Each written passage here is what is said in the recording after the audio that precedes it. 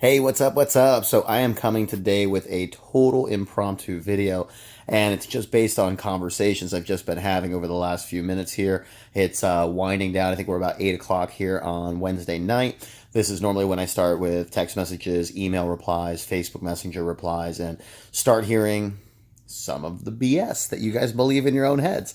So what I want to talk about today is really just the people that are struggling, especially I would say this time of year, the people that are falling off track with working out, especially this time of year. If you look back at the trends in previous years, like they've repeated the same steps. And I guess, I don't know. I'm going to rant here, like I said, but I am the least educated of my two brothers. I am the one who's kind of had to figure it out, I think, street smarts wise, and kind of had to learn from observing other people. And I think that's also why my advice is normally so practical and why it's so beneficial for so many people, because I keep it like really simple. Like my answers to things, and I think my logic behind answering a lot of people's questions to their problems is I keep it extremely simple. Like, there's complex ways to fix problems, but there's also just the obvious thing that's right in front of you, or what other people call like their lowest hanging fruit. And so it's amazing to me like how many people keep repeating the same cycles year after year. And the problem is so like, let's relate it to fitness, but like if you have a weight problem and you are 25 pounds or 15 pounds even overweight, and we're here in November, and then you start slowing down through the month of November, you have a few more treats than you normally do at Thanksgiving, and a couple days after that, where Thanksgiving becomes a full weekend. Then you have a couple Christmas parties, then you have a couple other events, and it starts to just add up.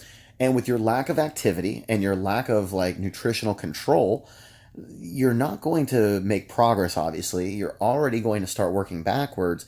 And so then when January comes, like you're so far behind the eight ball that to you, you're relating fitness as a perfect diet, strenuous exercise, hours each day, 5, 6, 7 days a week. And you think in your head like this ginormous thing, but really like the solution is really small. Like still eat good tomorrow, still work out tonight or tomorrow.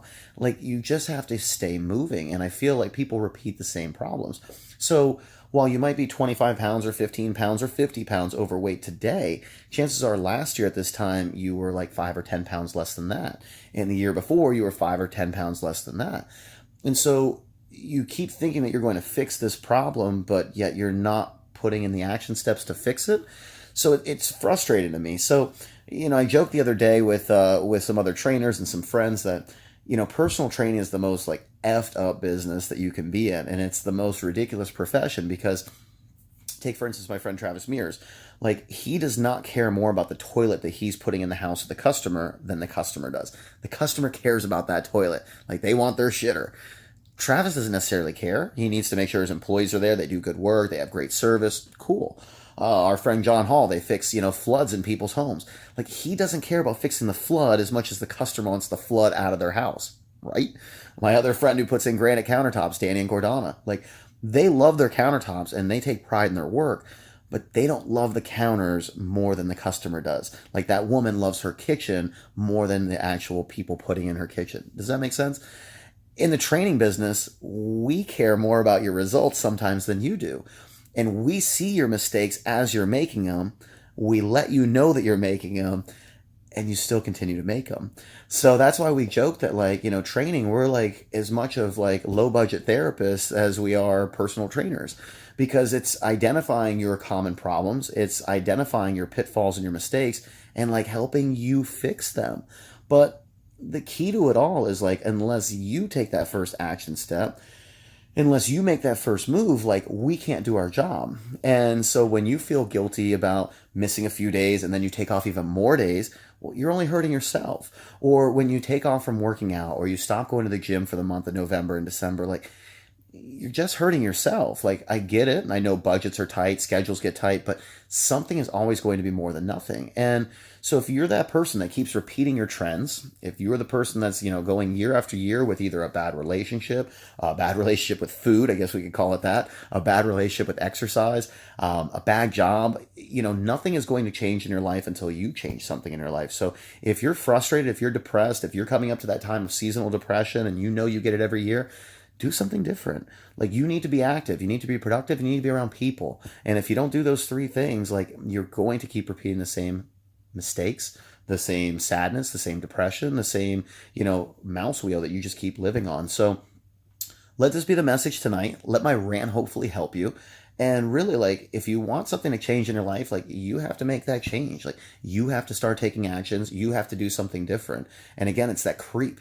Like, we don't notice it all happen at once, but then that 5 pounds creeps into 10 and creeps into 20 and creeps into something that seems now like an uphill battle that you'll never be able to accomplish. So start chipping away. Every single day, chip away a little bit more. And before you realize it, like, your momentum and your habits and your actions are all lined up with what your goals are. And then you've just accomplished it. And instead of having to work your ass off for it, instead of suffering, instead of being miserable, like, you didn't even realize that you actually, like, already were inching your way to it, and you are successful.